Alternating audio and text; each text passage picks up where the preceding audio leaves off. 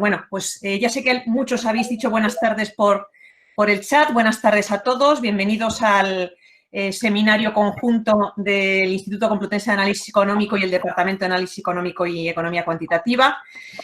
Ya sabéis que en esta ocasión el seminario ha cambiado el formato respecto a los últimos seminarios. En vez de ser una ponencia, va a consistir en una mesa redonda en el que vamos a tener a dos ponentes dialogando sobre los efectos económicos del COVID, y a mí me ha tocado el privilegio de ser la moderadora. Los dos ponentes, José Ignacio Conde y Miguel Sebastián, son compañeros del departamento y, por tanto, yo creo que son conocidos por los asistentes habituales al seminario, pero como estoy viendo que en esta ocasión el número de asistentes supera con creces lo habitual, pues me voy a permitir hacer una breve presentación de cada uno. Voy a empezar en el orden mismo en el que aparecen en el anuncio de convocatoria de este seminario. En primer lugar, José Ignacio Conde, Nacho Conde. Nacho, te voy a llamar Nacho durante toda la sesión porque se me va a escapar. Bueno, pues es doctor en Economía por la Universidad Carlos III de Madrid, además de profesor titular de nuestro departamento y actualmente subdirector de la Fundación FEDEA. Es miembro del Comité de Expertos sobre el Desarrollo del Factor de Sostenibilidad de las Pensiones de 2013 y del Foro de Expertos del Instituto IVA. También ha trabajado en la Oficina Económica del Presidente de Gobierno como director general de Política Económica y como consultor externo del Banco Mundial. Su labor como docente e investigador es extensa, muy prolífica en términos de publicaciones y participación en proyectos, así que en eso no me voy a detener. Y únicamente por estar relacionado con el tema del seminario de hoy, pues recordaros que está participando muy activamente actualmente en el blog Nada es Gratis, con temas relacionados con el impacto del COVID. Por una parte, junto con Manu García, Jesús Ruiz y Luis Puig, a quien tuvimos el gusto de escuchar en el último seminario, ha escrito varios posts sobre el empleo destruido por el COVID. Por otra, junto con Carmen Marín, Manuel Díaz y Juan Rubio Ramírez, también ha participado en varios posts donde se analizan las posibles consecuencias para las finanzas públicas españolas de la crisis. Y además ha colaborado en la nueva sección de preguntas y respuestas del blog de Nada es Gratis, que se inicia precisamente con preguntas sobre ventajas, inconvenientes y características que debía tener un programa de ingreso mínimo vital. Pues por todo ello, creo que seguro que la participación en este seminario va a ser muy interesante. Gracias, Nacho, por haber accedido a participar. Y paso ahora al segundo ponente, Miguel Sebastián, que es doctor en Economía por la Universidad de Minnesota y por la Complutense también, y además de profesor titular de nuestro departamento, donde realiza esas intensas labores docentes, y una prueba de ellas son esas 4 horas de clase que nos consta que tiene hoy y que ha tenido que compaginar junto con otras muchas labores para tener este seminario, o sea que Miguel, doble agradecimiento. Miguel ha ocupado diversas posiciones relevantes de carácter profesional o científico, ha sido director adjunto de la revista Moneda y Crédito, miembro de los comités científicos de FEDEA y NOMISMA, ha sido también director general de Intermoni o director del Servicio de Estudios del BBVA, por mencionar algunas, pero yo creo que fuera de la comunidad universitaria, sobre todo, se le conoce por sus actividades de carácter político e institucional, en particular como director de la Oficina Económica del Presidente de Gobierno entre 2004 y 2006, candidato del PSOE a la Alcaldía de Madrid y, sobre todo, como ministro de Industria, Turismo y Comercio del Gobierno de España durante la 10ª legislatura. Miguel, como hemos oído también en estos primeros minutos de inicio, mantiene una activísima participación en los medios desde el comienzo de la crisis, en Twitter, en televisión, y con numerosos artículos de opinión, muchos de ellos en la publicación El Español. Una lista no exhaustiva de los temas tratados en estos artículos de opinión son el coronavirus y la racionalidad económica, consensuar la hora de ruta del COVID, 10 reflexiones discutibles sobre el impacto a largo plazo del COVID-19, el desconfinamiento 14.0, choque de oferta, choque de demanda, por citar algunos.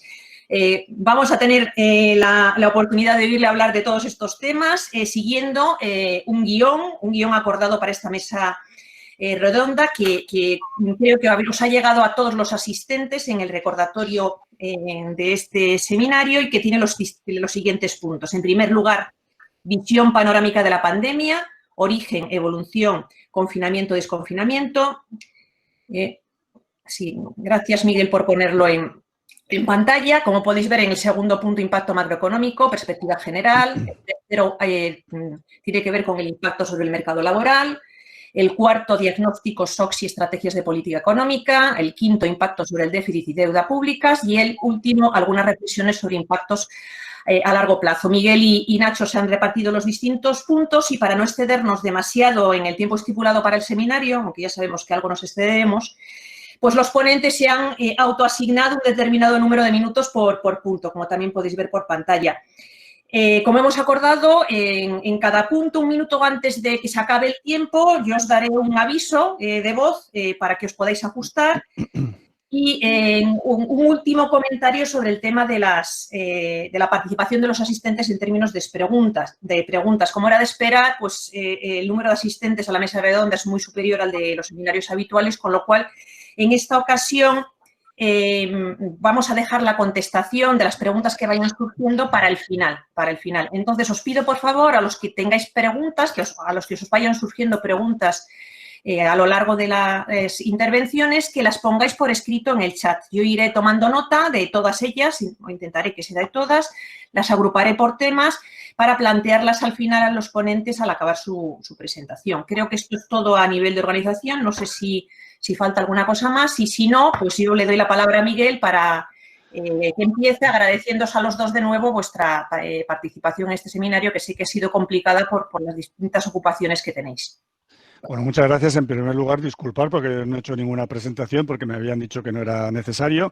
En cualquier caso, que iba a ser más bien un seminario digamos, informal y para intercambiar ideas no solamente entre nosotros, sino entre todos, ¿no?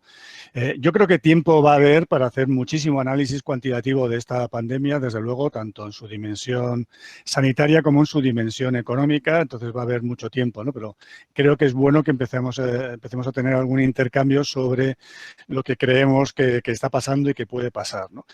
Como vamos a tener poco tiempo para el debate y hay muchísimos temas, yo lo que voy a intentar es a poner en cada punto algunas conclusiones que yo espero que sean poco polémicas, ¿no?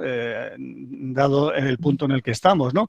Y eso va a facilitar el que no haya debates sobre esos puntos, ¿no? Y en cambio luego abriré algunos puntos que yo creo que sí que pueden ser polémicos, ¿no? Si hago esto, ¿se ve? ¿Se está viendo lo que estoy bajando la página o no? Sí, está viendo. Vale, muy bien.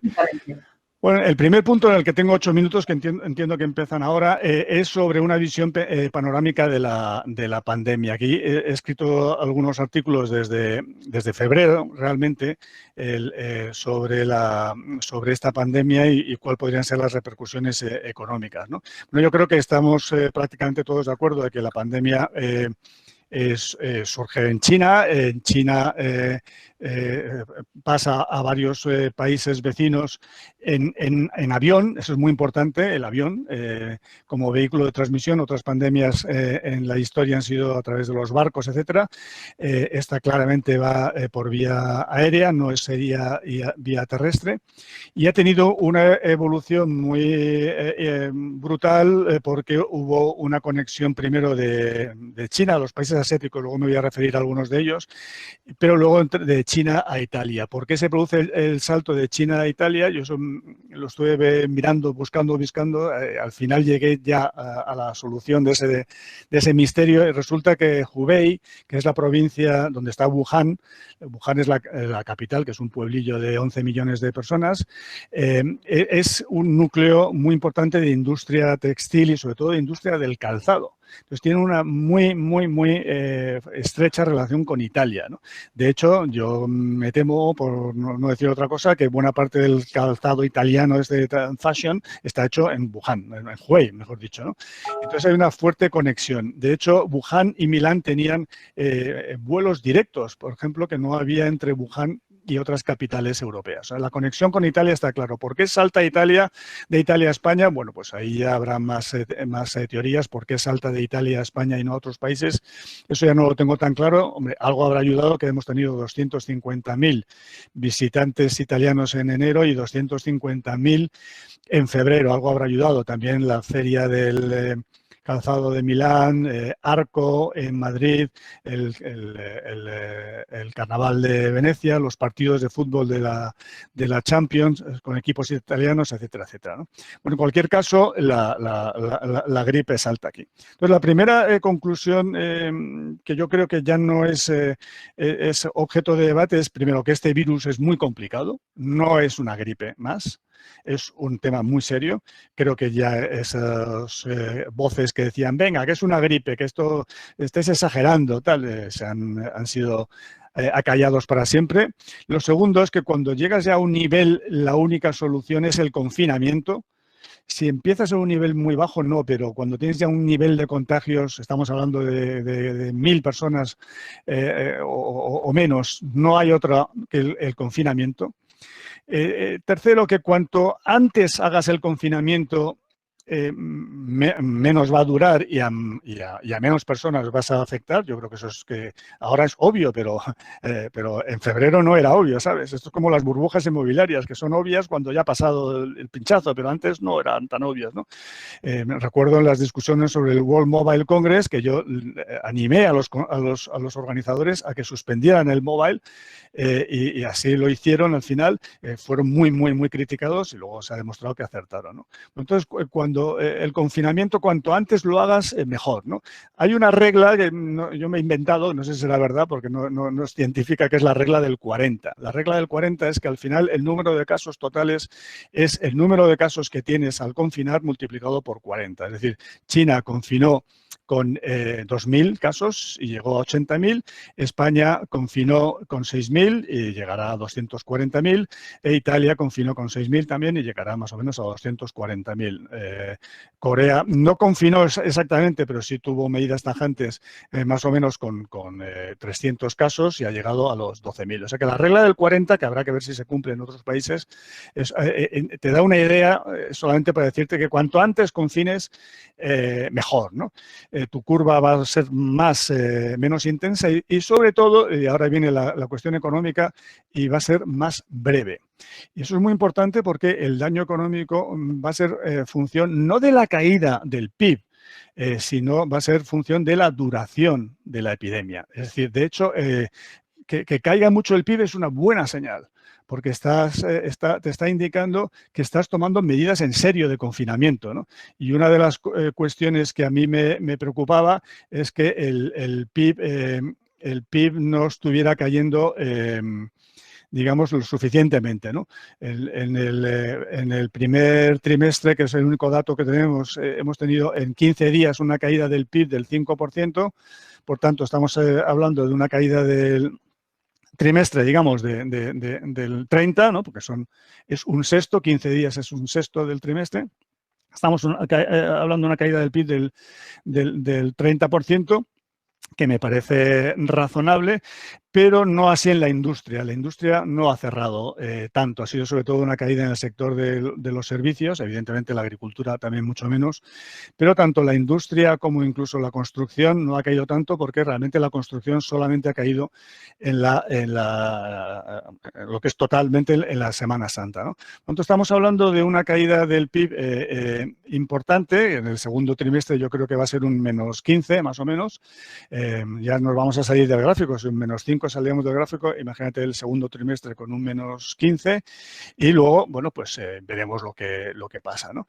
Y aquí enlazo, fíjate cómo voy, Elena, de bien, me vas a dar un premio porque ya estoy acabando el punto 2, ¿no? Aquí aquí viene el lazo un poco del punto 1 con el desconfinamiento, ¿no?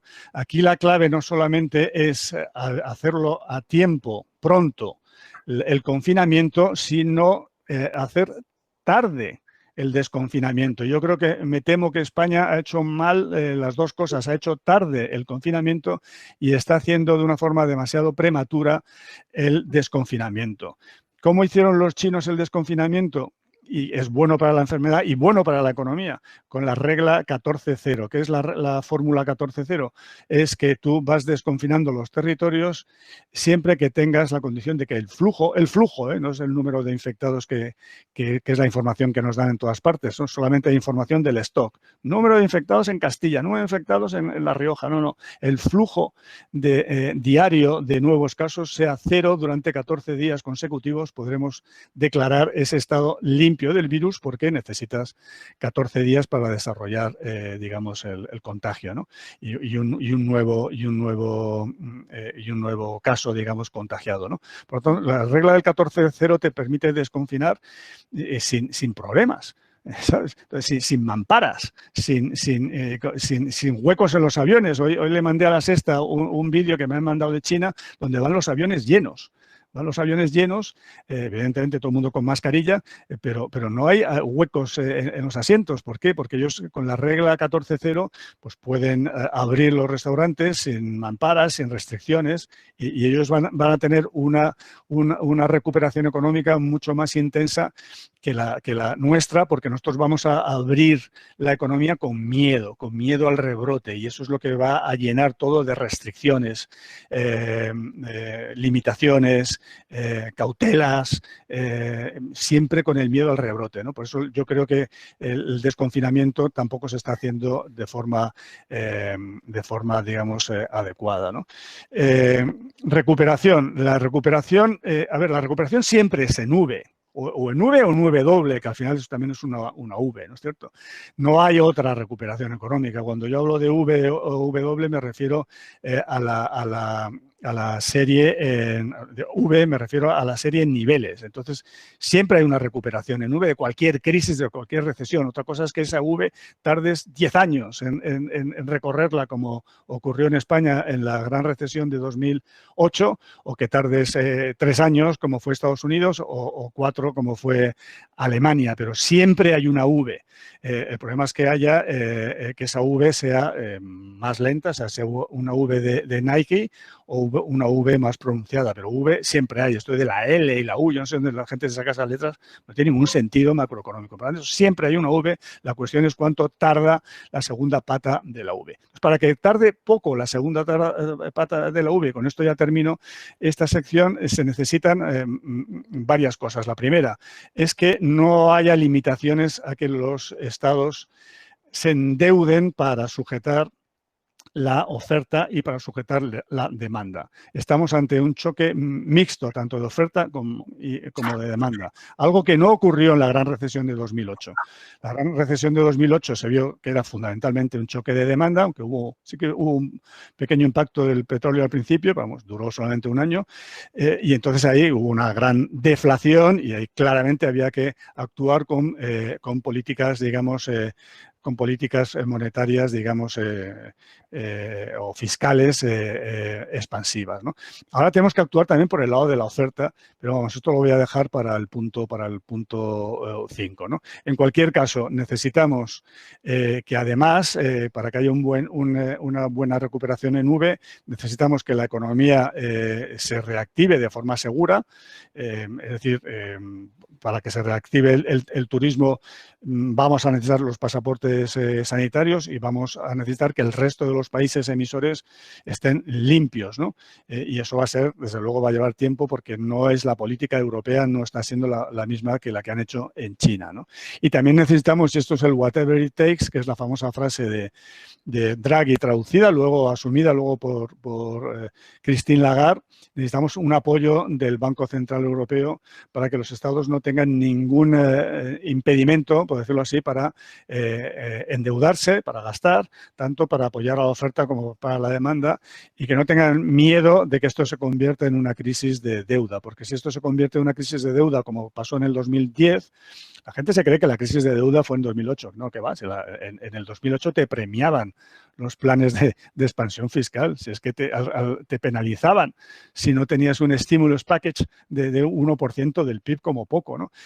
Fue luego en el 2010 cuando la gente dijo, onda, aquí hay mucha deuda, y el Banco Central Europeo dijo, pues lo tienen que pagar. Ahí fue cuando empezaron los problemas de la segunda recesión, el año 2010 y 2011 y hasta el 2012 12 cuando llegó Draghi, ¿no? Por tanto, aquí la clave es lo que vaya a hacer el Banco Central Europeo para garantizar que esta V sea lo más corta posible. Yo no veo ningún motivo estructural para pensar que en el año 2021, los chinos yo creo que lo van a hacer en el 20, fíjate lo que te digo, pero no veo por qué los países europeos no podemos completar la V en el año 2021. Solamente veo dos motivos: que haya un rebrote brutal y volvamos al confinamiento, esperemos que no, pues sería un desastre, o que nos obliguen a políticas de ajuste, que también será otro desastre, como ocurrió a partir del año 10 y el 11 en el año 21. Si no hay nada de esto, yo de verdad no veo motivos sustanciales que me convenza a nadie de que en el año 2021 no se debe completar la V en niveles. Claro, completar la V en niveles es una tasa de crecimiento brutal en el año 21, ¿no? Estamos hablando de una caída muy fuerte este año, pero una tasa de crecimiento mayor el año que viene, que es algo que no dice nadie, ni el Fondo Monetario, ni el Banco de España, ni ahora mismo ninguna institución. Pero si los que creen que la tasa de crecimiento del año que viene no va a ser superior a la caída de este año, en el fondo están diciendo que la V no se va a cerrar en el 21, en todo el 21, y yo eso ahora mismo no veo el motivo por el cual eso puede pasar. ¿He cumplido, Elena? Listo, perfecto. Lo has clavado. Así que... pues... y sin prepararlo, a ver. Nacho. Ahora viene Nacho. Nacho. Bueno, primero, muchas gracias por permitirme participar aquí. Gracias a Miguel por su presentación. Es verdad que yo me había liado, pensé que había que hacer una presentación, pero en principio no la voy a usar, salvo que me haga falta para enseñar algún gráfico, ¿no? Yo creo que así queda más dinámico y queda mejor, ¿vale? Entonces, yo me voy a centrar un poco en esta primera intervención en el impacto sobre el mercado laboral, el mercado de trabajo, y luego ya en la segunda sobre el tema fiscal. Me voy a poner aquí el cronómetro para que no me vaya. Bueno, entonces, un poco para entender lo que ha pasado en el mercado laboral hay que entender dos cosas. En primer lugar, el mercado laboral que tenemos y, en segundo lugar, las medidas que se han implementado, porque las medidas que se han implementado ayudan a entender lo que está pasando en estos meses. Entonces, bueno, el mercado laboral en España, ya todo el mundo lo sabe, es un mercado laboral que es muy dual, en el sentido de que usamos mucho los contratos temporales, se usan más allá de lo razonable y más allá de lo razonable en cualquier sector, no solo en la hostelería, etcétera, sino que cojamos cualquier sector que cojamos de actividad, la tasa de temporalidad en España es muy superior a la de la media de los países industrializados o de la Unión Europea. Tenemos, por desgracia, una alta tasa de paro de larga duración, mucho viene de la anterior crisis, personas que trabajaban en el sector de la construcción, que no han podido reciclarse para poder encontrar empleo, tenemos un problema en el sistema educativo, mucho abandono escolar, tenemos unas políticas activas que son un desastre y, por lo tanto, no ayudan a los trabajadores a reciclar habilidades para poder encontrar empleo cuando son despedidos del que lo tienen, y esto hace que nuestras tasas de paro de larga duración pues puedan ser incluso 20 puntos superiores a lo que tiene la media europea. Otro problema también que tenemos en el mercado laboral, creo que es importante destacar, es que hay, bueno, no está directamente ligado con él, pero sí indirectamente, que tiene que ver con el riesgo de pobreza. Las estadísticas que comparan España con otros países siempre nos dicen que España está entre los países que tienen un mayor porcentaje de personas en riesgo de pobreza. Se mire como se mire, yo soy consciente de que muchas de estas cosas pues, no son perfectas a la hora de medirse, pero medidas de una forma homogénea entre países, pues España siempre queda mal. Y sobre todo algo que a mí en particular me desespera es la pobreza infantil, ¿no? Porque cuando hablamos de pobreza infantil estamos hablando de romper la igualdad de oportunidades. Los niños en hogares pobres pues prácticamente son carne de abandono escolar, no hay movilidad social. Es decir, este es un problema que tiene España y que entraré luego una pincelada en un momento cuando hablemos de esto. Bueno, la precariedad, y esto lo hemos analizado muy bien con Luis Puig, con Jesús Ruiz y con Manu, que está en Estados Unidos ahora haciendo el doctorado. Hemos mirado un poco la economía española, tiene una peculiaridad que es desesperante cuando un poco la miras en detalle, cuando miras lo que ocurre cada día en el mercado laboral. Es un mercado laboral que nosotros un poco le llamamos la economía del calendario. Es decir, todo el movimiento, toda la dinámica que se produce dentro del mercado laboral no responde a lo que uno pudiera pensar que es la actividad económica, etcétera. No, responde al calendario. Es decir, si estamos hablando del principio de mes, se contrata mucha gente. Si estamos hablando de final de mes, se despide mucha gente. Si estamos hablando del lunes, se contrata mucha gente. Si estamos hablando del viernes, se despide mucha gente. Es decir, lo que está ocurriendo en el mercado laboral es que prácticamente cada año se crean y se destruyen 25 millones de contratos. Y básicamente lo que ocurre es que es una economía que está muy sujeta pues, al calendario. Y claro, esto quiere decir que hay muchos trabajadores con contratos muy, muy cortos. Y por lo tanto la precariedad no solo medida en número de trabajadores bajo contratos temporales, sino es una precariedad, yo diría que ya es la peor que puedes tener porque son contratos de fin de semana, de intrasemana. Sabemos además que estos contratos y la temporalidad se centra en los jóvenes principalmente no universitarios, mujeres e inmigrantes. Y, bueno, no es de sorprender que un mercado laboral como el que tenemos, tan precario, pues haga imposible a una persona joven poder montar su familia, montar su vida personal. Bueno, tenemos el mercado laboral más precario de todos los países de industrializados y tenemos las tasas de fecundidad más bajas, porque ¿quién en estas condiciones pues, se puede plantear siquiera formar una familia o tener hijos? Y esto pues, es parte del problema que tenemos. Entonces, ¿qué ha pasado?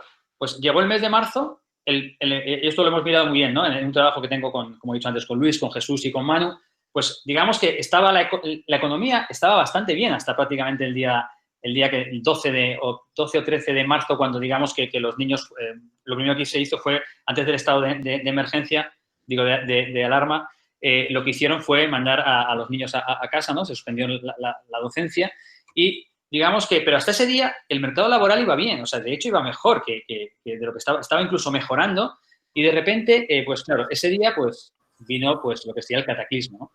¿Qué ocurrió? Que lo primero que se anunciaron fueron los ERTES, ¿no? Los ERTES son los expedientes de regulación de empleo de carácter temporal, que básicamente se suspende el contrato de tal forma que los trabajadores pueden no trabajar, se hace cargo del salario a través de una prestación del sector público. El sector público también se hace cargo de una parte importante de las cotizaciones y, por lo tanto, los primeros trabajadores afectados por todo esto, si tenían un contrato indefinido, pues los hemos hibernado, ¿no? Todos han ido ahí a estar, bueno, en una situación que es verdad que es un fastidio porque al final el salario que perciben, la prestación, es un 70% de lo que sería su salario habitual, pero normalmente pues no están trabajando y tienen la garantía de que cuando esto pase, pues volverán a trabajar.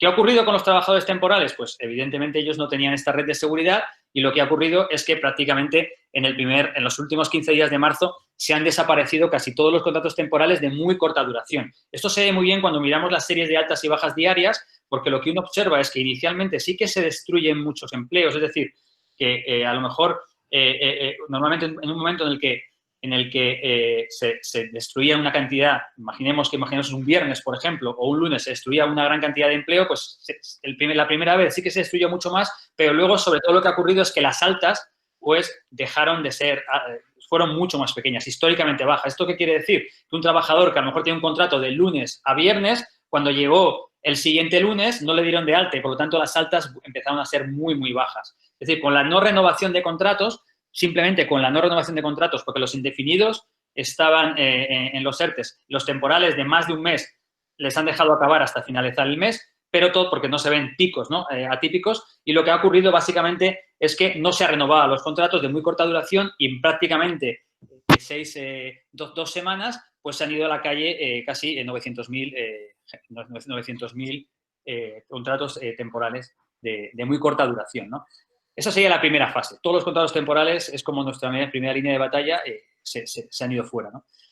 La segunda es el mes de abril, que ya una vez que ya no hay contratos temporales que destruir, evidentemente, porque todos los destruyeron en marzo, una vez que no se han creado los contratos que se tenían que haber creado en abril, que son contratos muy asociados a la hostelería, etcétera, que son contratos de mes a mes, que no se crean, pues en abril no los ves destruirse. Por lo tanto, el dato de abril, si uno lo mira, pues hay una caída neta en media de 40.000. Que en principio 40.000 afiliados no parece una gran caída. Lo que ocurre es que tienes protegidos a unos con los ERTES, a otros no están, porque como no se les ha contratado, no se les ha despedido, y lo que ha ocurrido básicamente es que las actividades que están funcionando, siendo muchas menos que antes, sorprendentemente siguen teniendo su uso de la temporalidad de corto plazo, es decir, siguen teniendo sus picos, que se les contrata los lunes y se les despide los viernes, etcétera, pero ahora estos picos, por así decir, son de menor tamaño de lo que había anteriormente, ¿no? Entonces, claro, nos hemos encontrado con esta situación, ¿no? De primero, por así decir, una gran destrucción de contratos temporales en la primera fase, una segunda fase de estabilización y, sobre todo, debida a lo que hizo el gobierno. Entonces fue, en primer lugar, para los indefinidos, unos ERTEs. Para estos temporales que se han quedado, por así decir, sin nada, que directamente los han despedido en el primer mes, han creado un nuevo subsidio para ellos, porque un subsidio de desempleo extraordinario. Para los autónomos, que también muchos han caído su actividad, les ha generado una prestación por cese de actividad. Es decir, es una política de ayudas muy target, con mucho control ex ante, en el que tú vas colocando a cada colectivo, por así decir, con una ayuda. Y para las familias vulnerables, en principio, pues lo único que se había puesto en marcha pues son bonos sociales asociados al sector, al consumo eléctrico, apoyo a inquilinos vulnerables, a hipotecas, etcétera, ¿no? Entonces, aquí, claro, yo creo que una pequeña crítica a todo esto es que, claro, han querido hacer mucho control, es decir, ex ante a quien le tocan las medidas y, por lo tanto, esto... Un minuto. ¿Perdón? Un minuto. Vale. Por lo tanto, supone un retraso, ¿no? A la hora de implementación de todas estas medidas. Y luego el problema es que se han dejado muchos colectivos fuera. ¿Qué colectivos? Aquellos que no se les ha contratado. Como no se les ha contratado, no se les ha despedido y, por lo tanto, no quedan ahí. Y luego lo que decíamos antes, el tema de la pobreza. O sea, ¿cuántos trabajadores, simplemente porque trabajan en la economía sumergida o en la pobreza, se han quedado sin nada? Luego en las preguntas, si queréis, a lo mejor entramos. No entiendo por qué no hay ya una renta de apoyo, aunque sea temporal, para este colectivo, que realmente es que se han metido medidas para ayudar a todo el mundo, menos para ello. Y ya simplemente para terminar mis últimos 30 segundos, entramos en la fase de desescalada, ¿no? Y a la vuelta, aquí hay 4 temas un poco que hay que estar muy atentos. Es decir, el primero, vamos a ver si conseguimos evitar que los ERTEs se conviertan en ERES. Un ERE es cuando final un ERE es que te despiden, ¿no? Es decir, que los problemas de liquidez que puedan tener las empresas pues no acaban en problemas de solvencia. Ahora Miguel hablará un poco de las medidas que están haciendo para evitar esto. Lo segundo es, que también me preocupa, es cómo va a ser la flexibilidad en la retirada de los ERTEs, porque se está pidiendo que sean más flexibles, pero ahí es complicado encontrar aquí un trade-off, porque por un lado quieres que sean flexibles, pero por otro lado puede ser que a nadie le interese se retrase la reapertura, por así decir, porque al fin y al cabo, si empiezas a trabajar, ¿cuánto pierdes? Pierdo el ERTE, pierdo muchas otras cosas, cuando está hablando sobre todo de empresas, ¿no? Grandes empresas que pueden en este trade-off pues estar un poco acomodadas y no abrir, porque a lo mejor hay mucho incentivo perverso a que esto ocurra, ¿no? No ahora mismo, que evidentemente no es el momento, estoy hablando en los próximos meses, ¿no? Luego, una cosa que se observó en China y espero que se observe aquí es que hay mucha reasignación de trabajadores. Vamos a ver si realmente ocurre esto, ¿no? Trabajadores que estaban habituados a trabajar en la hostelería, a lo mejor durante estos meses que no va a haber hostelería, por así decirlo, tan pujante como en el pasado, pues les vemos que están trabajando en distribución, en otra serie de actividades, pues que veamos que digamos que permite el espíritu obtener algo. Y por último, claro, hay una cosa un poco pensando en positivo, ¿no? Sí, es verdad que como hablaba Miguel, una V sería lo ideal. Es verdad que si de alguna forma se pudiera volver a una situación de normalidad, y aquí la sanidad, la epidemiología, todo esto tiene mucho que ver, pero es cierto que es un momento único para ver lo que ha pasado. Si nos damos cuenta, hemos salvaguardado el empleo indefinido con ERTEs. Lo que se ha despedido es lo temporal, pero lo temporal se destruye muy rápido, pero también se crea muy rápido. Por lo tanto, yo no sé si estamos a tiempo o no, pero si de alguna forma se pudiera reabrir rápido, yo creo que el mercado laboral estaría en disposición de incorporarse de una forma muy, muy, muy rápida, ¿no? Aunque también pues, hay que ver lo que dura y hay que ver el margen fiscal que hay para ir aguantando a todos ellos. Y yo más o menos creo que he cumplido. Muy bien, Nacho, muchas gracias. Pues volvemos a Miguel entonces. Sí. Bueno, Nacho ha dicho parte de lo de cómo se ha pasado de tiempo, pero me ha quitado parte de mi tema, pues se compensa lo uno con lo otro. Vamos a ver, creo que en el diagnóstico la gran diferencia... Estamos ante una caída brutal del PIB, de la actividad del 30%, ¿no? Un 5%, 15 días del trimestre es un 30% de caída del PIB, que es una barbaridad, es decir, inédito. Y es evidente porque hemos confinado, no toda la economía, pero una parte importante de la economía. Menos de lo que a mí me hubiera gustado, pero sí una parte importante de la economía, ¿no? Entonces, claro, con esta caída tan brutal, ¿esto qué es? ¿Un choque de oferta, un choque de demanda? Bueno, evidentemente no puede ser solamente un choque de demanda porque si no estaríamos ante una deflación brutal, ¿no?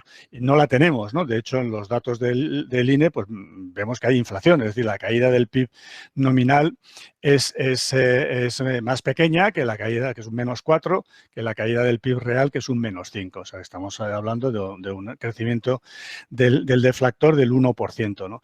¿Y esto qué quiere decir? Que hay también un choque de oferta. Yo me atrevería a decir incluso que el choque de oferta domina el choque de demanda, y lo vamos a ver, si no, en el desconfinamiento, en el que probablemente en algunos sitios va a ir la demanda por delante de la oferta y podamos ver alguna tensión inflacionista, ¿no? Yo hace años, como os podéis imaginar, solamente mirando la pantallita, que no uso peluquero. O sea, no sé lo que es una peluquería ni lo que hacen la gente ahí, ¿no? Pero me lo imagino, ¿no? Pero lo que sí que me llega es que en las peluquerías están subiendo los precios, como no puede ser de otra forma, ¿no? Es decir, hay una mayor demanda que oferta y están subiendo los precios, ¿no? Esto no tiene nada que ver con una gran recesión de demanda, esto no tiene nada que ver con una situación de deflación, ¿no? ¿Por qué digo esto? Porque luego, claro, es que es muy importante el diagnóstico para luego las medidas de política. A los economistas nos encanta los choques de demanda, y la política de demanda es lo que nos flipa, ¿no? Pero claro, cuando tienes choques de oferta los instrumentos ya empiezan a ser más complicados, ¿no? Lo digo porque hay muchas propuestas, por ejemplo, de helicóptero monetario. El helicóptero monetario es actuar estrictamente y exclusivamente, masivamente por el lado de la demanda, que yo creo que si tienes un choque de oferta, o en parte es un choque de oferta, pues no tiene ningún sentido. Al margen ya de que se pueda hacer o no se pueda hacer por el BCE y tal y cual, ¿no? Incluso si se pudiera hacer, creo que no tendría ningún sentido, por ejemplo, opciones como la de helicóptero monetario en esta situación, que sí que hubiera sido estupendo, claro, en el año 2008 o en el año 2010, ¿no? Por tanto, actuar por la oferta. Entonces, actuar por la oferta, como bien ha dicho Nacho, aquí la clave han sido los ERTEs y también las ayudas a los autónomos, que es, digamos, mantenerles hibernados con un coste brutal. Ahora se va a referir Nacho a esto, pero entiendo que los ERTEs están costando unos 6.000 millones al mes, que es una barbaridad, pero yo creo que es un dinero bien empleado porque están sujetando la oferta. El problema, como bien ha dicho Nacho, es que necesitamos una transición, porque ahora mismo hay un cierto incentivo a seguir apoltronado con el ERTE.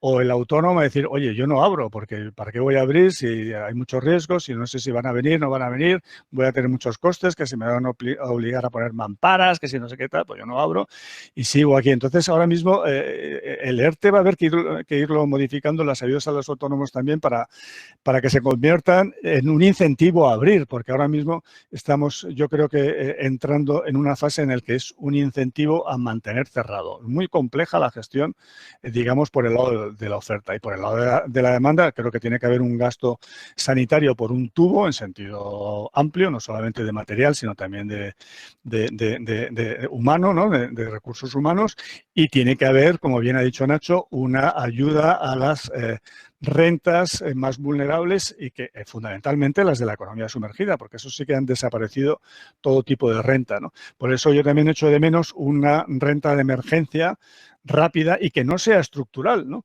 Porque enlazando con lo que he dicho antes del whatever it takes, yo creo que vamos a tener problemas de cara al Banco Central Europeo y a la Comisión Europea si nos presentamos con planes de aumento del gasto estructural, del déficit estructural, si quieres, que no estén justificados por la pandemia. Entonces, a mí la renta básica, aparte de que en general no me acaba de gustar, veo que ahora es especialmente contraproducente, porque va a dar una señal mala de lo que estamos haciendo, digamos, con el dinero que supuestamente nos están prestando, nos van a prestar para financiar la pandemia, ¿no? Pero, por tanto, vamos a tener, yo creo que muchas dificultades para justificar este tipo de políticas, ¿no? ¿Cuál puede ser el margen de actuación? Pues el margen de actuación, en principio, debería ser casi ilimitado. Es decir, tú estás en una guerra, como mires la caja, pierdes la guerra, ¿no? Pero evidentemente estamos sujetos a unos límites, que es el déficit y la deuda pública, y le doy paso a Nacho para el tema 5, el impacto que está teniendo. Esto no está preparado, parece que lo hemos preparado 10 días, ¿no? Pero el impacto que está teniendo esta crisis sobre el déficit y la deuda, y que nos cuentes la revisión del programa de estabilidad que ha enviado el gobierno, que yo después de Mary Poppins no he visto una cosa más fantástica en muchos años, ¿no? Pues estupendo. Vamos, manteniendo el horario casi al milímetro, o sea que pasas entonces la palabra a Nacho. Vale, Sí. sí, muchas gracias, Miguel. Sí, efectivamente, bueno, voy a hablar un poco de las... No voy a hablar mucho del programa de estabilidad porque, como bien ha dicho Miguel, pues digamos que no ha sido muy útil a la hora de un poco de analizarlo porque no han dado detalles de las cosas que yo estaba más interesado en que los dieran. Han puesto una caída, por ejemplo, de ingresos del 5% cuando el PIB está cayendo el 10%, o sea, cosas que yo sinceramente no lo entiendo. Y luego hay una cosa que me ha llevado al optimismo y quería mencionar, y es que no mencionan nada del déficit de 2021 y de 2020, ni la deuda pública de 2021, ninguna de las dos cosas las mencionan, aunque sí mencionan la caída del PIB. Dicen que había problemas para medirlo o algo así. Yo un poco he interpretado que igual están esperando algún tipo de ayuda europea, ¿no? Y esto que alivie nuestras cuentas, lo cual pues es positivo, ¿no? ¿Para qué voy a pintar yo ahí unos números muy negativos si estoy peleando, ¿no? Y aquí hablará luego, supongo, Miguel, al final, un poco la propuesta española del programa de reconstrucción, ¿no? Que defiende España, que me parece una buena medida, ¿no? Pero un poco lo que he hecho aquí con Manu Díaz, con Carmen Marín y con Juan Rubio, una serie de posts en Nada es Gratis, hemos mirado un poco y voy a centrar un poco así mi discusión en esto, ¿no? Hemos analizado cuál es la discusión pre-COVID, es decir, de dónde venimos, ¿no? Entonces, un poco lo que vemos es que tras la crisis de 2008, donde, bueno, había no voy a entrar en el detalle, Miguel lo ha explicado muy bien en su libro, ¿no? Una serie de desajustes, ¿no? Con respecto al inmobiliario, etcétera. La cuestión está en que no hemos llegado a resolver lo que sería nuestra crisis fiscal desde el año 2008, ¿no? Unos desequilibrios, como Miguel bien dice, se acumularon en la fase expansiva del ciclo, etcétera, ¿no? Pero digamos que lo que uno ve cuando mira el proceso de consolidación, lo que uno ve es que a partir del año 2010 se empieza, y aquí mirando lo que sería el saldo estructural, ¿no? También hacía mención Miguel que esto es lo importante, ¿no? Porque si yo tengo mucho déficit hoy, pero con medidas one-off, esas medidas el año que viene no están y por lo tanto el déficit no tiene impacto sobre el déficit del año que viene, es importante sobre la deuda, pero lo que suele mirar es el déficit estructural. Entonces, lo que vemos en todo el proceso de consolidación es que desde el año 2010, que empezaron, nos acordamos con el recorte de sueldos a los funcionarios, con el tema de las pensiones, etcétera, se empezó y ahí, es verdad que con mucha presión, ¿no?, del Banco Central Europeo, se empezó a consolidar hasta el año 2014. Cuando llegó el año 2014, que habíamos conseguido un superávit estructural primario, es decir, una vez que le quitas los intereses, pues a partir del año 2014 ya me da igual el signo del gobierno que haya estado gobernando, en coalición, en solitario, etcétera. A partir de ese momento lo que ha ocurrido es que se ha roto completamente la senda de consolidación, se ha ido reduciéndose el déficit estructural y nada, unos porque bajan impuestos de forma estructural, otros porque suben gasto de forma estructural, sea como fuere, lo que nos hemos encontrado ha sido que desde el año 2014 hasta ahora mismo no se ha hecho nada en términos fiscales en cuanto a la consolidación. Un simple ejercicio que hacemos ahí, ¿no?, en uno de los posts con Manu, Carmen y Juan, es que decimos, bueno, vamos a ver, si hubiéramos mantenido el déficit estructural primario del año 2014 hasta ahora, ¿cuánto sería nuestro nivel de deuda pública? Hombre, pues si lo hubiéramos mantenido, es decir, bueno, que si uno quiere bajar impuestos, pues que acompañe con una reducción del gasto. Y si uno quiere subir el gasto, pues que lo acompañe con una subida de impuestos. Digamos que si lo hubiéramos mantenido, ahora nuestra deuda pública estaría en un 82,4%, es decir, tendríamos 13 puntos más menos de deuda pública y de mayor margen fiscal para afrontar. Un poco para ver el efecto de la disciplina fiscal que creemos que es muy, muy, muy relevante. Claro, ha llegado el año 2000, justo el año anterior, bueno, este año y el año 2019, y nos hemos ya saltado prácticamente todos los compromisos de déficit. El año pasado se terminó con un déficit del menos 2,8% y ya mirando un poco las cuentas de enero y febrero, por mirar un poco cómo estaba la situación antes del COVID, nos vemos que no se había hecho nada de consolidación. Tampoco sorprende porque no había presupuestos, por lo tanto, pues tampoco había mucho margen para ajustar.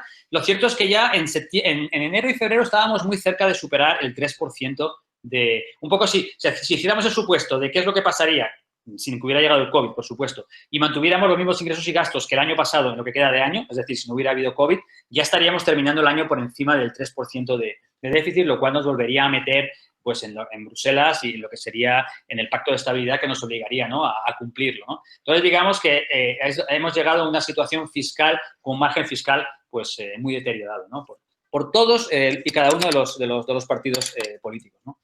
Claro, ahora nos hemos encontrado con esto y efectivamente hemos tenido que, bueno, parar toda la economía. Yo creo que aquí, pues, había que hacerlo. O sea, yo comparto la opinión de Miguel. Si no paras, es que aquí no hay un trade-off. Primero es el tema sanitario y arreglarlo y si no has arreglado el tema de de la situación sanitaria, pues no hay economía. Por lo tanto, porque no sabemos que los países que han intentado no hacerlo, pues sabemos todos cómo han ido, ¿no? Entonces, digamos que, bueno, se ha metido una serie de medidas.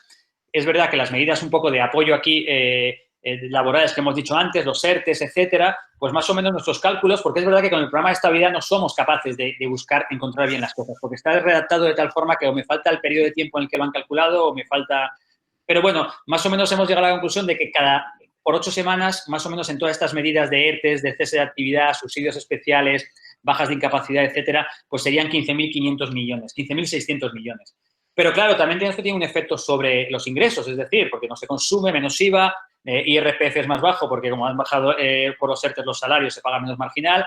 Las cotizaciones a la Seguridad Social también bajan porque, aunque es verdad que las tiene que poner, las pone el Estado, pero bueno, es una caída, se las tiene que reponer a la Seguridad Social, pero desde el punto de vista de todas las administraciones es una caída, sociedades, etcétera. Haciendo un análisis un poco fino que mañana sacaremos en el blog Nada es Gratis, llegamos a la conclusión de que son unos 22.000 millones de ingresos lo que se han perdido, por así decir, solamente por estas 8 semanas de confinamiento. En definitiva, cuando uno mira lo que nos ha costado estas 8 semanas de confinamiento, vuelvo a decir, necesarias, porque si no, no habría economía. El día después, entre la caída en los ingresos y la subida en los gastos, pues serían aproximadamente unos 38.000 millones, que sería un 3% del PIB, lo que nos ha costado en déficit, ¿no?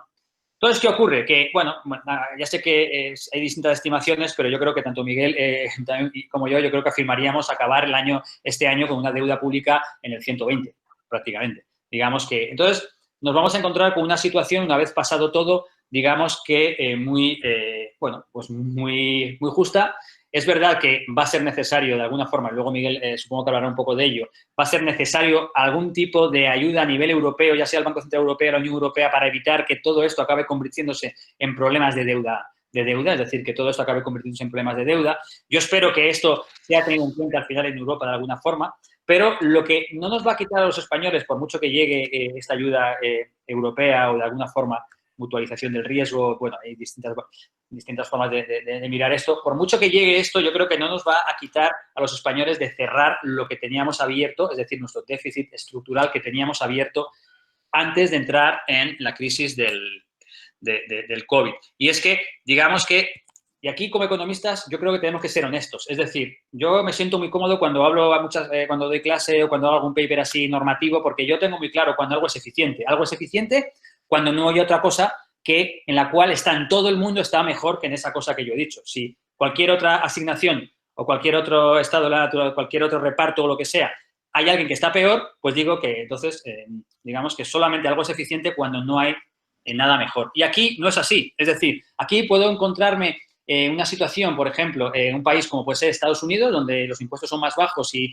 el estado del bienestar es mucho más debilitado, pues la sanidad es privada, la educación muy privada, y seguramente habrá gente que viviría mejor en Estados Unidos, pero no todo el mundo viviría mejor en Estados Unidos. También me puedo ir a un caso más nórdico, donde los impuestos son altos, con buenos programas de servicio público, etcétera, y digamos que puedo encontrar gente que esté mejor en esa situación, pero otros podrían estar peor porque tienen que pagar más impuestos, etcétera. Por lo tanto, yo creo que aquí lo que tenemos que decir es una cuestión más, podemos utilizar funciones de bienestar social, todo este tipo de cosas que no deja de ser una forma de meter ideología, pero digamos que lo primero que tiene que decidir España es en qué país quiere vivir. Y esto es una cuestión democrática que tenemos que decidir entre todos, ¿no?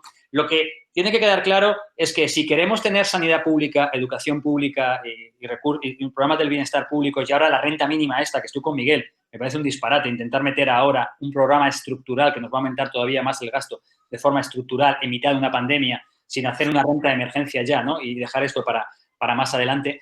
Digamos que tenemos que decidir que si queremos vivir en un estado del bienestar, por así decir, pues fortalecido con programas públicos o queremos... Es imposible, y es lo que hay que decirle a los ciudadanos, es que tú no puedes tener los servicios públicos que tienen los países del norte pagando los impuestos que se pagan en Estados Unidos. Esto no es posible. Hay dos mundos, hay que elegir. Y yo creo que si España opta por querer tener una sanidad pública, querer tener una educación pública, querer tener servicios públicos de calidad, pues esto va a conllevar una subida de ingresos. Es verdad que una parte se puede conseguir, con esto termino la alarma que me he puesto, se puede conseguir mejorando el sistema fiscal, que sabemos que es muy ineficiente, pero otra parte va a ser inevitablemente subiendo los ingresos y aquí no es subir los ingresos a los ricos. Digamos que cuando uno compara España con otros países que tienen estados del bienestar más potentes, se recauda más por lo que se llaman precios públicos, estamos hablando de copagos, estamos hablando de matrículas de la universidad, se paga más por impuestos indirectos, etcétera, ¿no? Es una subida de tener unos impuestos acordes al estado del bienestar que tenemos. Yo como economista no puedo decir cuál de los dos mundos es mejor, pero como economista puedo decir lo que puede ser sostenible o financiable y lo que no. Yo creo que España tiene que tomar esa decisión independientemente de la ayuda europea y, y cerrar su déficit estructural que le viene de antes. Aquí termino. Bueno, muchas gracias, Nacho. Terminamos entonces las intervenciones de la mesa redonda con la última de Miguel con algunas reflexiones sobre el impacto del COVID a largo, ¿no? Muy bien. Bueno, mientras se carga esto, es decir que estoy bastante de acuerdo con lo que ha dicho Nacho, la verdad. Cuando he dicho antes lo de un programa de Mary Poppins, me refería a primero, la caída del PIB de este año, que han puesto un -9. Yo no veo posible un PIB, una caída del PIB inferior al 11%. Fíjate que con el 11% suponemos que al final del año hemos recuperado, de este año, hemos recuperado ya el 90% del PIB, digamos, del que veníamos antes de la crisis del virus, ¿no? Y no es muy pesimista eso, ¿no? Entonces, más bien es optimista. Bueno, pues con ese escenario optimista me sale el 11%, ¿no?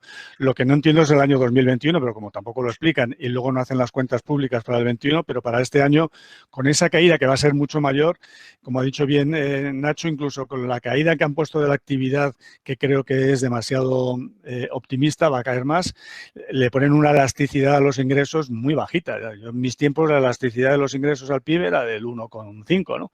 Que menos que una elasticidad del 1, ¿no? Pero le ponen una elasticidad ingresos PIB significativamente menor que 1, y a mí eso me ha llamado mucho la atención. Por eso creo que la estimación del déficit está muy sesgada a la baja, ¿no? Bueno, yo he dicho al principio que no íbamos a ser polémicos, excepto en el final, ¿no? Y aquí ¿se ve la presentación? Sí, sí se ve, vale, perfectamente. Entonces aquí lo que hice es, para ya abrir un poco la polémica, y lo que cuando publiqué este artículo me llegó bastante polémica, por cierto, ¿no? Es en lo que yo creo que puede ser, habrá más, impacto a largo plazo, más o menos, de cuando salgamos de esta crisis. ¿Qué impacto vamos a tener a largo plazo? Ups. Vamos a ver. Se me ha ido la presentación. Ya me dijo que me iba a pasar esto. ¿Las seguís viendo? Sí, la seguimos viendo. Vale. Es que no sé por qué no se baja. ¿Por qué no se bajan las páginas? A ver.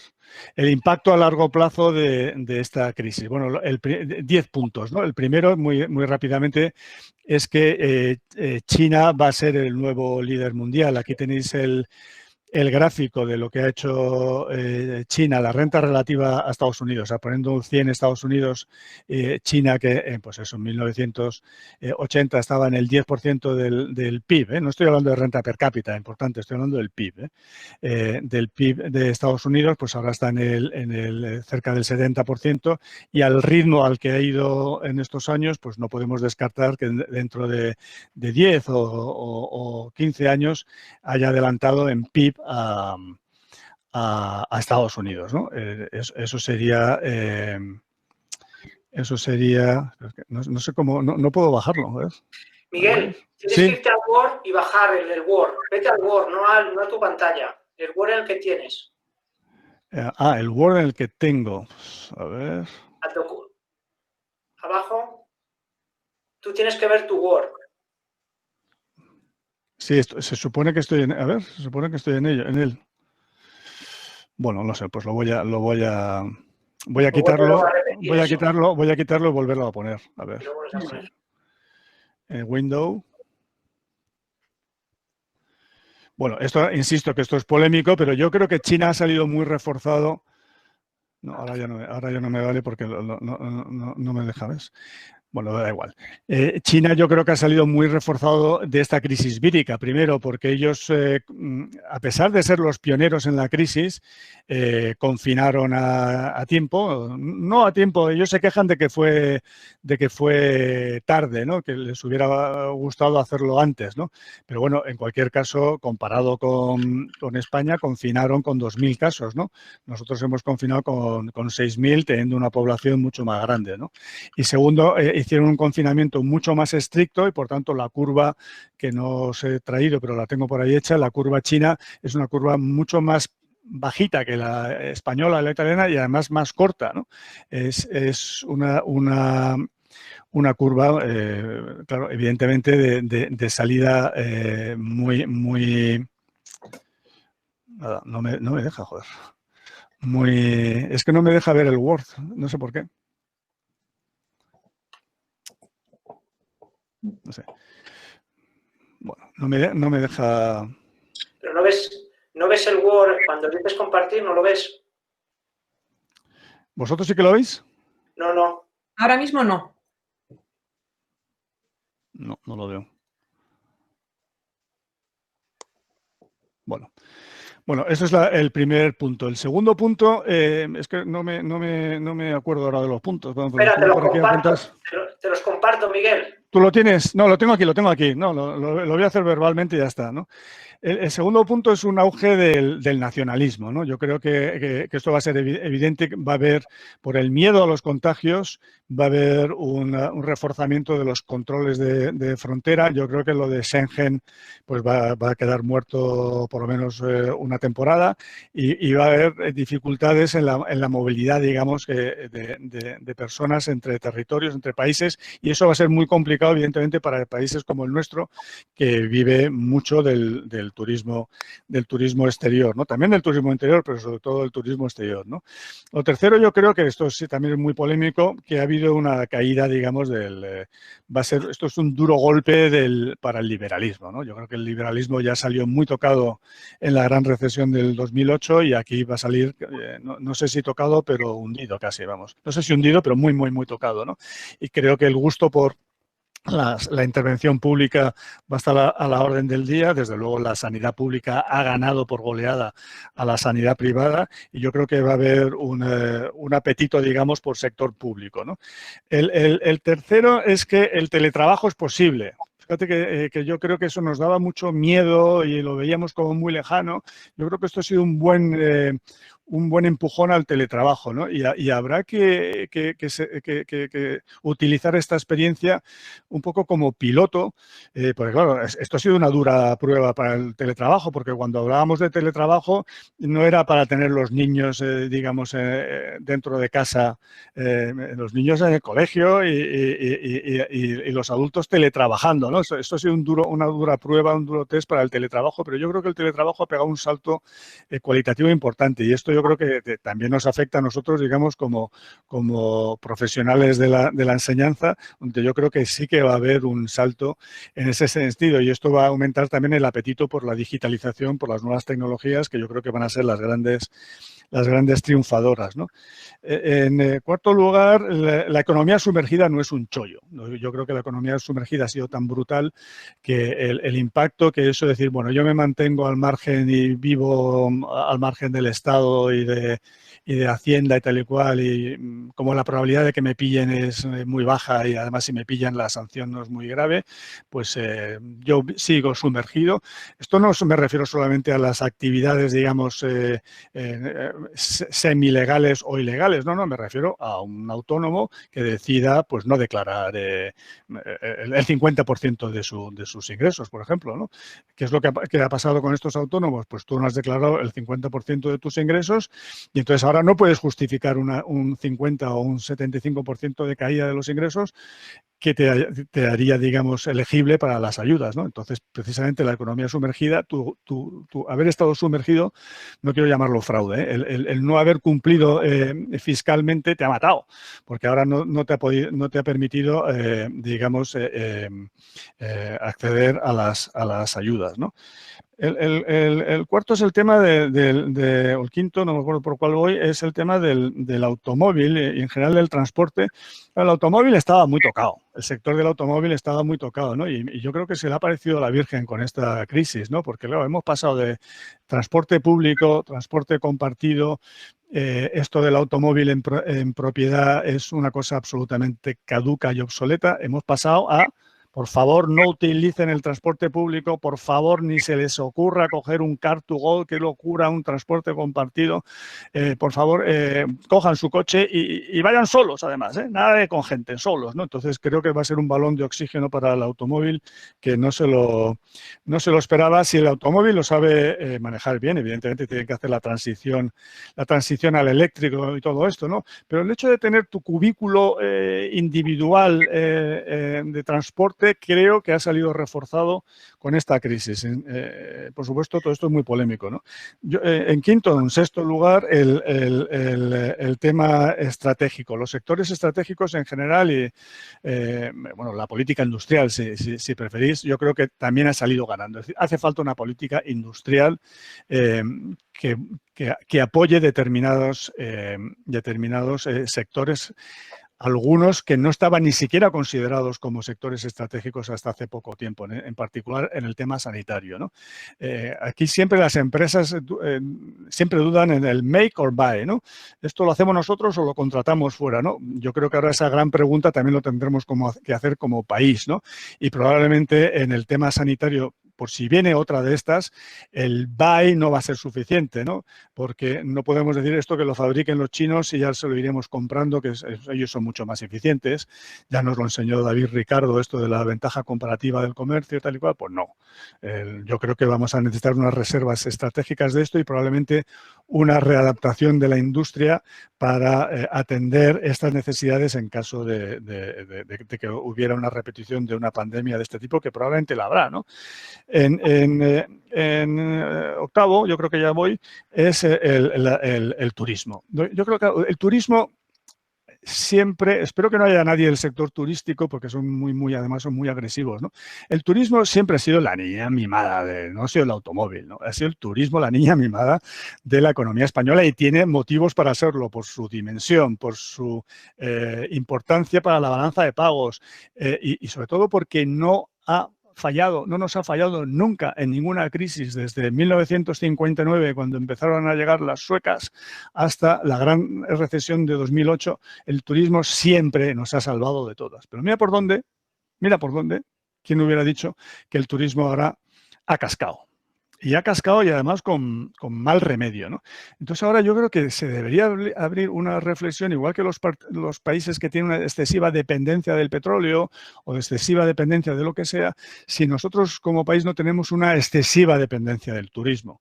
Es decir, este sector que siempre no ha sido cuestionado, si no nos lo deberíamos replantear y hacer, digamos, otras opciones estratégicas y no estar basado tanto en el turismo internacional, ¿no? Siempre habíamos tenido la apuesta por un turismo distinto, menos cantidad y más calidad, ¿no? Desde luego, ahora esa opción tiene que reforzarse, ¿no? Pero incluso como modelo de crecimiento, somos la Florida de Europa, pues ha fallado. Es que ya no nos vale el modelo de la Florida de Europa cuando tengamos una crisis como esta, ¿no? Y finalmente, con esto termino, la desigualdad ha sufrido un golpe. No, el tema medioambiental, perdona, y la desigualdad. La desigualdad ha sufrido un golpe duro, me temo. Habrá que hacer un balance, pero la pinta que tiene es que esto va a empeorar la desigualdad. Me ha llamado mucho la atención, me imagino que a vosotros también, en el dato del INE del primer trimestre de 2020, que la remuneración de asalariados ha aumentado, ¿no?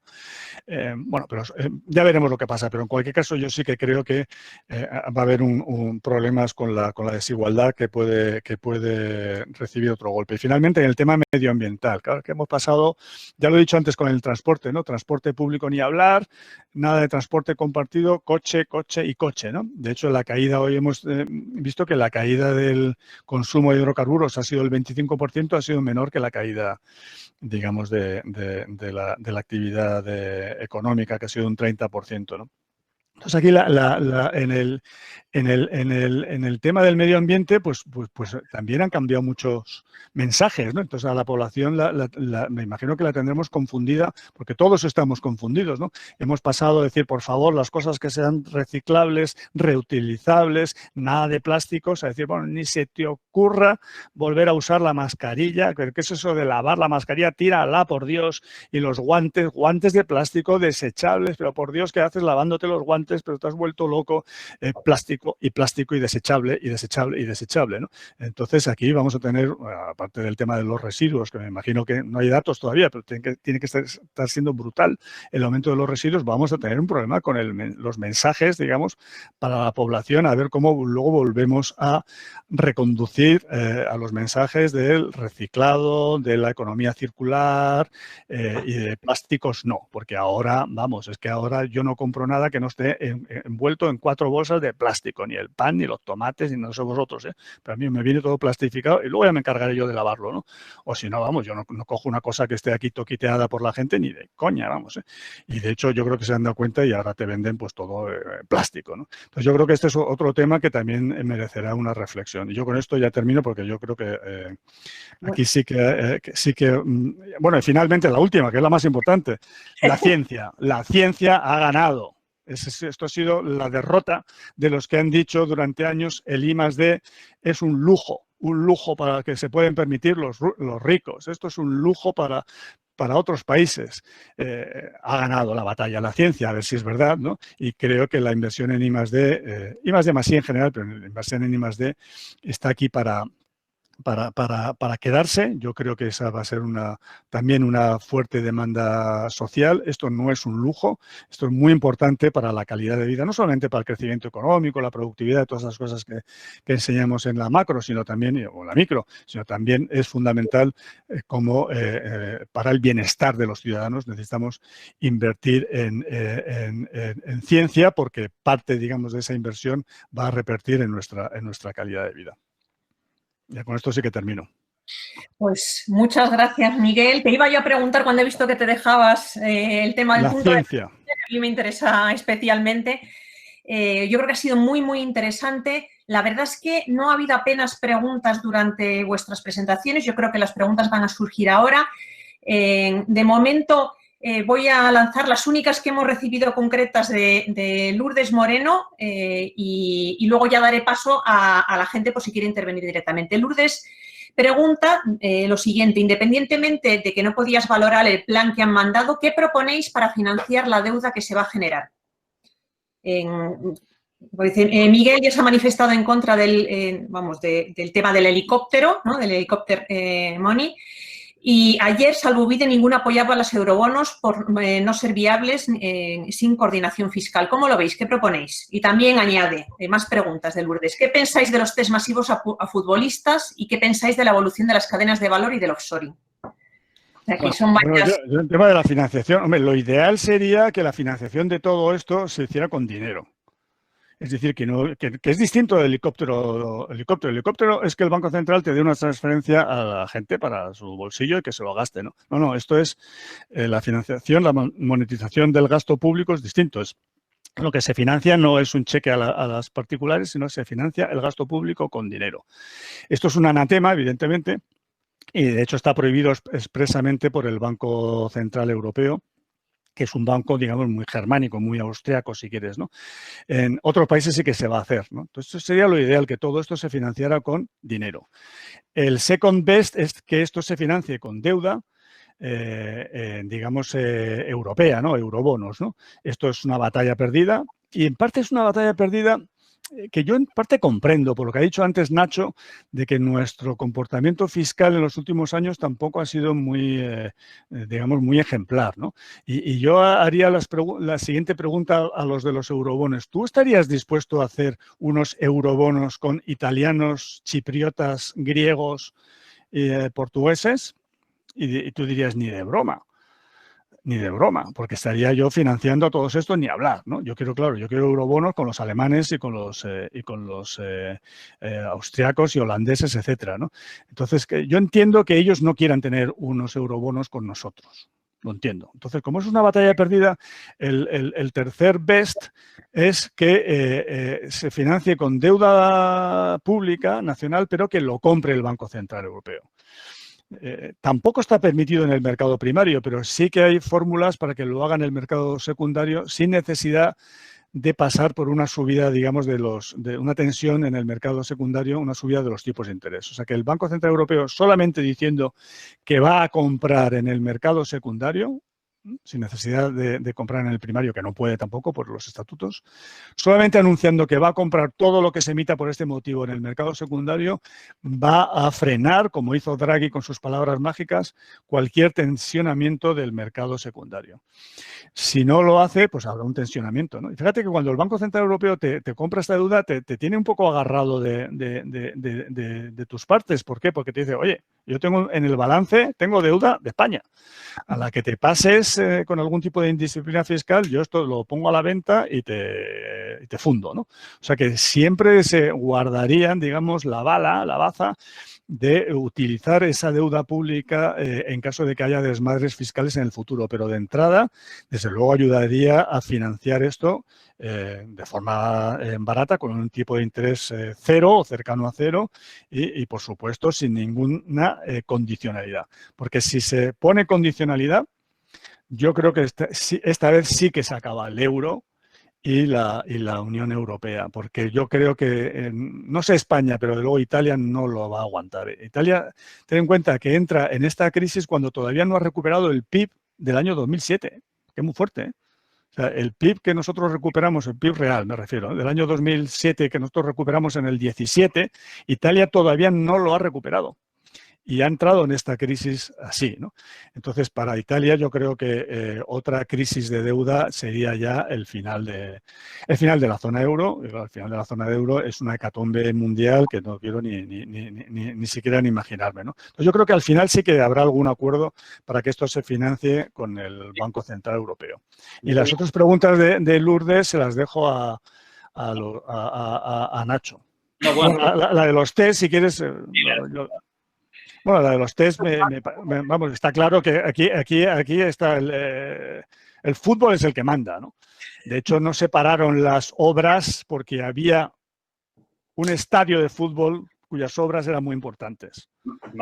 No, esto no es opinión, es información, ¿no? Entonces, hemos tenido las obras funcionando en España, lo cual era un disparate que nos decían los chinos, pero ¿cómo hacéis obras? Pues estáis locos, confinar a la gente. No, hay un estadio que no puede parar. Entonces, claro, no vas a parar todas las obras menos esas, quedaría muy feo. Entonces, todas las obras... Entonces, aquí el fútbol manda, ¿no? Entonces, que se hagan test a los jugadores porque necesitamos que los jugadores empiecen ya a jugar y tal.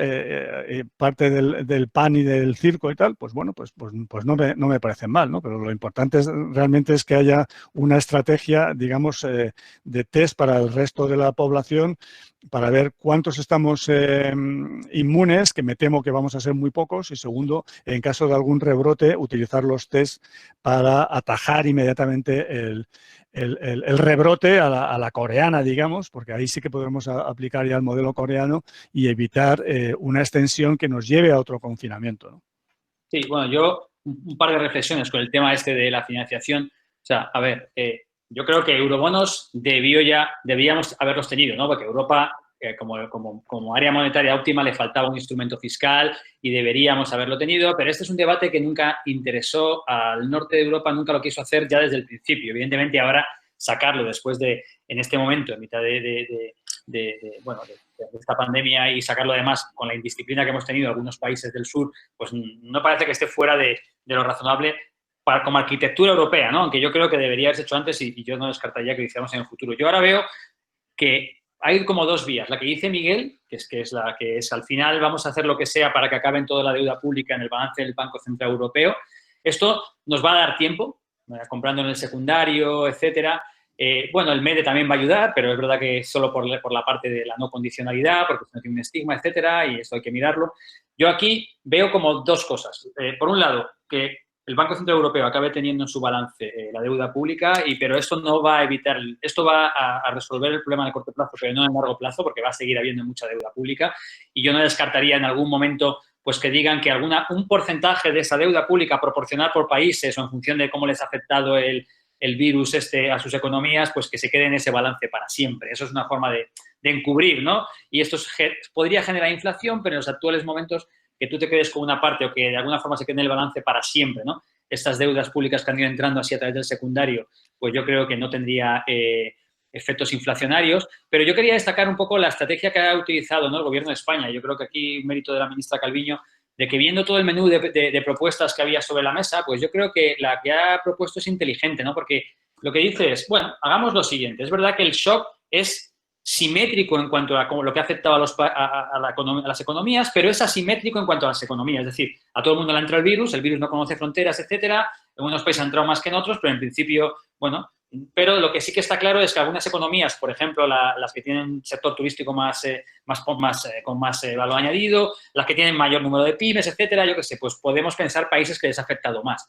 Entonces ellos dicen, bueno, hagamos un fondo no sé, que lo han llamado de distintas formas, de reconstrucción o algo así, que tenga en cuenta el daño que se ha generado en la economía. Entonces, esto al final, como se financia apalancando presupuestos de la Unión Europea, pues no necesitas, en principio, no es un eurobono así propiamente dicho, pero lo que estás es apalancando presupuestos que tiene la Unión Europea, que es verdad que son pequeños, pero le puedes meter algunos impuestos nuevos que si lo apalancas bien, pues te da mucho margen de maniobra y podría ser una forma inteligente de que, por ejemplo, en la recuperación a países como España, que evidentemente no va a tener las finanzas para hacer inversiones que tiene que hacer, públicas en concreto, pues le venga el dinero, ¿no? Y de alguna forma, pues esta V que decía, ¿no?, Miguel al principio, ¿no?, que claro, es que el año que viene, ¿cómo va a ser? Es que nosotros mucho margen fiscal para que el sector público de inversiones no va a tener. Pero si viene a través de estos programas, pues podrías darle este impulso ahí, ¿no?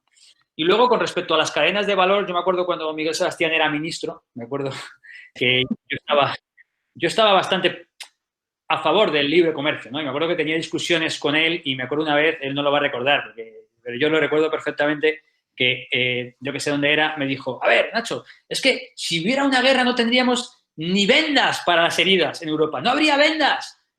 Porque yo estábamos hablando todo lo que se estaba pasando a China, ¿no?, todo el sector textil, etcétera, y a mí me gusta mucho debatir con Miguel y dije, joder, ¿cómo que no hay vendas? Se hace todo allí. ¿Y cuándo van a tener? Hombre, ahí ya me empezó a hacer pensar en esto, pero aquí no han sido las vendas, pero han sido las mascarillas. Y yo creo que hay que tenerlo en cuenta en el futuro, ¿no? Y yo creo que las cadenas, y ha pasado a otros niveles con las cadenas de valor, con los medios de producción, pues al final yo creo que hay que sacar también provecho de ello, ¿no? Es decir, muchas de la producción se va a querer traer, ¿no? Algunas de las cosas que se hacían todo fuera, pues, oye, es que no deja de ser una pandemia, pues en principio nos parecía algo imposible, pero, hombre, ahora lo empezamos a ver y, por lo tanto, yo creo que sí que va a haber un cambio en el método de producción. Bueno, aquí hay opiniones para todos los gustos. Hay gente que dice que no, que volveremos a lo mismo después, etcétera, pero yo creo que sí. Creo que ahí ya, bueno, pues hay un punto. No, yo quería comentar, no sé si, Elena, ¿puedo comentar algunas cosas que ha dicho Nacho? Sí, pero ¿tenemos alguna pregunta más? O sea, que rápidamente para no alargar mucho. No, fíjate que no me acordaba lo de las vendas, pero me gusta haber dicho eso de las vendas porque siempre he pensado que necesitamos un apoyo a los sectores estratégicos, pero fíjate que esto en parte viene porque no hay una autoridad o una entidad, una institución global, planetaria, que se ocupe de esto. Es decir, si hubiera una OTAN, digamos, sanitaria, claro, una OTAN en la que formábamos parte todos, porque la OTAN es una organización militar de unos contra otros. No, aquí una OTAN sanitaria es que podría ser la OMS, ¿no? Pero no sé si la OMS puede cumplir ese papel, de forma que cualquier país con una dificultad por un ataque, digamos, sanitario vírico es socorrido, utilizando todos los recursos que haya en el mundo. Entonces no necesitaríamos tener reservas estratégicas ni necesitaríamos tener, digamos, unas políticas de apoyo a estos sectores estratégicos ni siquiera un plan de adaptación de la industria. O sea que en parte viene de esa ausencia, digamos, de instituciones planetarias, ¿no? Tampoco ha ayudado la Unión Europea. Es que la Unión Europea es que no nos ha ayudado ni a nosotros ni a Italia con las mascarillas. Han dicho, no, estas nos las quedamos para nosotros.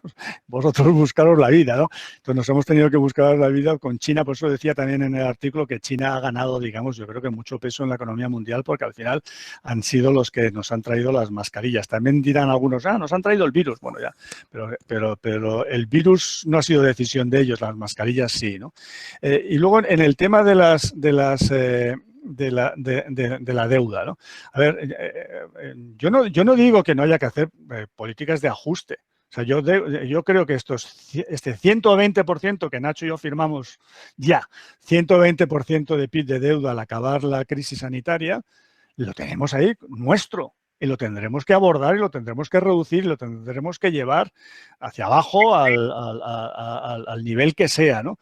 Lo que me refiero es que no tendremos que hacerlo durante la crisis. O sea, no tendrá que ser una política, digamos, procíclica, de hundir con ajustes todavía más a la economía cuando se está recuperando de la crisis vírica. O sea, que nos dejen reducir el ratio de deuda pública cuando pase todo, pero cuando pase todo incluyendo la crisis económica, digamos, ¿no? Entonces, eso es lo que me refiero, no es que que nos lo paguen y que pague esto el Banco Central Europeo, no. Lo vamos a pagar nosotros, pero lo vamos a pagar, digamos, en unos plazos razonables y en unas condiciones razonables, ¿no? El fondo de reconstrucción europeo, bueno, pero ¿en qué vamos a invertir? Yo creo que esto tampoco lo tengo claro, porque si vamos a hacer más infraestructuras, digamos, físicas o más carreteras o más vivienda, pues no lo veo. El otro día el ministro de Transporte decía que necesitamos más vivienda. Bueno, pues yo no lo veo, sinceramente, porque es que siempre vamos al ladrillo como solución, ¿no? Yo creo que sí que tenemos que seguir con nuestra apuesta por la transición ecológica, con la apuesta por la digitalización. Yo creo que Europa sí que debería invertir en eso, donde, por cierto, nos estamos quedando atrás con respecto, no solo a Estados Unidos, sino con respecto a China y otros países asiáticos, ¿no? Tanto en el tema de las nuevas tecnologías, la digitalización en general, inteligencia artificial, etcétera, como en el tema, digamos, de transición ecológica. Me refiero a la movilidad eléctrica, a las energías renovables, etcétera. Ahí no tanto, pero también podríamos perder el ritmo, ¿no? Muchas gracias, Miguel. Os voy a hacer, yo creo que ya nos hemos sobrepasado un poquitín el tiempo, pero creo que las personas que ya han hecho preguntas, pues es bueno que las contestéis. Entonces, os las voy a leer por orden. Hay 3 preguntas emitidas. En primer lugar, Ignacio Tobaruelo tiene una doble pregunta. Pregunta, en primer lugar, ¿qué previsiones se pueden aventurar de los fondos europeos para investigación distinta de la médica y sanitaria? Y, en segundo lugar, otra cosa también muy concreta, si se abre camino la vía fiscal medioambiental sobre emisiones distintas de hidrocarburos, agricultura, ganadería y otras fuentes difusas. No sé quién de los dos quiere contestar. Bueno, yo un poco, seguro que está mi amigo Juanjo Ganuza por ahí, que siempre me está con esta historia, ¿no? Y yo creo que tiene razón. Es decir, aquí hay y Miguel lo ha mencionado también, es decir, ¿en qué se va a invertir, ¿no? Porque un poco lo que puede estar ocurriendo es que o se invierta en cosas que no tienen sentido, que no van a afectar a la productividad, o a lo mejor pueden ser ayudas encubiertas a empresas también que pueden estar generando luego futuros problemas de competencia, ¿no? Yo creo que ahí es un tema que hay que mirar, ¿no? Porque, por ejemplo, digamos que lo que está ocurriendo un poco, y es que algunos países con más margen fiscal están apoyando quizás de una forma mucho más decidida a sus empresas y podrían llevar, por así decir, a problemas de competencia, ¿no?, en el futuro, ¿no? Entonces, yo creo que este fondo, en principio, para España, lo más importante es que seamos receptores netos. Es decir, como nos ha afectado más la crisis, nos dé más margen para poder invertir en más cosas. Pero luego tiene que haber un control por parte de la Comisión para que esos proyectos que se lleven a cabo pues sean aquellos, como decía Miguel, de transformación de la economía, de transformación digital, verde, etcétera, y que tampoco sean al final ayudas, ayudas que al final pueden ser encubiertas, que lo que te pueden hacer es generar problemas de competencia en el futuro. Vale. ¿Algún otro comentario sobre las preguntas de Ignacio? Miguel, ¿tú quieres hacer alguno o paso a las siguientes preguntas? Pasa a la siguiente. Bueno, pues Alberto Morillo también tiene varias preguntas. Pregunta, ¿sería malo que el euro desaparezca? ¿Sería muy diferente a un Brexit? ¿Tiene sentido pensar que el BCE y la FED han salvado a los bonistas? ¿Tan malos que haya quiebras o van a llegar a partir de ahora? Son muchas preguntas quizás muy generalistas para contestarlas brevemente ahora. Hombre, empezando por la última, claro, que haya salida de tejido empresarial ineficiente, eso no es malo. Aquí la clave es que no se produzca de forma brusca e intensa como el que se puede producir ahora, ¿no? Entonces, no estamos hablando, digamos, de un proceso schumpeteriano, por decirlo así, de que se van purgando las ineficiencias, ¿no? Estamos hablando de un colapso de la actividad económica, entonces yo creo que esto sí que es malo, ¿no? Aunque parte de ese tejido fuera ineficiente, ¿no? En el tema del euro, el problema del euro es que la salida del euro, bueno, es un fracaso político para la Unión monetaria, para la Unión Europea. Sería una pena, sinceramente, que hubiera ese fracaso simplemente por una mala gestión del Banco Central Europeo, ¿no? Yo creo que no ocurrirá, ¿no? Y en segundo lugar es porque, claro, si salimos del euro hacemos el mega default de la historia. Hemos hecho muchos defaults, pero este es el the big one. Entonces, claro, yo creo que sería una hecatombe mundial que Italia y España hicieran default de su deuda pública, ¿no? Porque evidentemente no te vas a salir del euro y no hacer default. Eso sería, como decía un amigo mío que fallecido, David Taguas, decía, eso es como, bueno, pues es como ir a cenar, a bailar, tal cual, y luego no tener sexo, ¿sabes? O sea, es perderse lo mejor de la noche. Entonces, evidentemente, si te sales del euro, haces default. Solo faltaba que no hicieras default. Entonces, el problema es el default, ¿no? Y que se lleva por delante pues el sistema financiero mundial otra vez, ¿no? Entonces, yo creo que ahí es un quilombo de una magnitud impresionante, ¿no? El riesgo inflacionista, que siempre se ha asociado a la salida del euro, yo ahora no lo veo tanto, ¿no? No lo veo tanto, pero bueno, en cualquier caso no me merece la pena todo el quilombo que se monta financiero por el default en caso de salida del euro. Yo creo que sería un desastre, vamos. Bueno, os planteo una última pregunta que entró, digamos, antes de la hora de finalización del seminario de Ligia Topán, que pregunta si hay alguna reflexión o valoración sobre lo que va a ocurrir con el mercado inmobiliario. ¿Hay alguna otra pregunta que ha entrado después? No sé si tenemos tiempo, eso que los coordinadores del seminario nos digan, pero de momento la de Ligia, repito, es si hay alguna valoración sobre qué va a ocurrir con el mercado inmobiliario. No la tengo. Sinceramente, a ver, aquí tenemos que ver qué es lo que va a pasar con la crisis sanitaria, ¿no? Entonces, vale, la crisis sanitaria supongamos que termina. Entonces, si termina la crisis sanitaria, ¿por qué van a cambiar los hábitos, ¿no? Yo creo que van a cambiar algunos hábitos, que son los que he puesto en el artículo de las 10 reflexiones a largo plazo, en algunas cosas. No veo por qué va a cambiar el hábito en el tema del sector inmobiliario, en el tema de la demanda de vivienda, en el tema de la apuesta por la vivienda como valor refugio. No sé por qué podría cambiar. La otra cuestión es qué va a pasar con los extranjeros, es decir, los extranjeros realmente por esta crisis vírica van a dejar de venir a España. Pues ellos también han tenido crisis vírica. Yo creo que al final, si todos resolvemos la crisis vírica, pues España seguirá siendo un destino muy apetecible para los extranjeros, para su inversión inmobiliaria y para su inversión en vivienda. No veo por qué eso puede cambiar, pero quién lo sabe, ¿no? Si nos ven como que somos un país especialmente poco de fiar, pues entonces pues habrá problemas. Pero yo de entrada no veo por qué tiene que haber problemas estructurales me refiero con el sector inmobiliario. Vale. Nacho, ¿quieres tú añadir algo? No, tampoco me parece bien lo que ha hecho Miguel. Vale, yo sobre este tema la única cuestión que me surge es el tema del mercado de alquileres, porque ahora mismo mucha gente que tiene alquilado su piso como consecuencia del coronavirus ha visto que sus inquilinos no pueden pagar.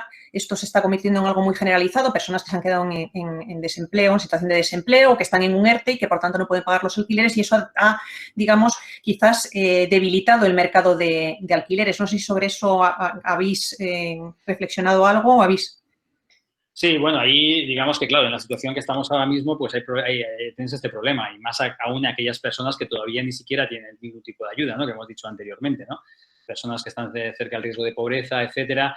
Y bueno, ahí, bueno, se han metido medidas, ¿no? De moratorias hipotecarias.